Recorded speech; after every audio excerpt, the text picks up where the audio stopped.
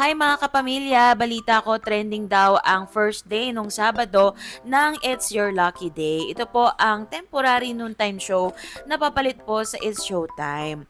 Ang pangunahing host po dyan ay si Luis Manzano, Jenica Garcia at Melay at marami pang iba andyan din ng Francet at Andrea Brillantes. Actually natawa ako sa banat ni Luis Manzano kasi sabi niya, ito po ang huling 2 linggo. Kasi totoo naman, 'di ba? Although temporary lang sila, pero nafe-feel ko talaga yung masaya yung It's Your Lucky Day. Sana bigyan sila ng slot kahit na bumalik pa yung It's Showtime. Sana bigyan sila ng any day or kahit weekends lang, 'di ba? Kasi gusto ko talaga si Luis Manzano as a host or isama na lang siya sa It's Showtime.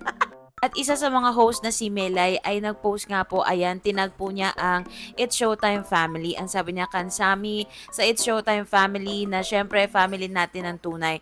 Pero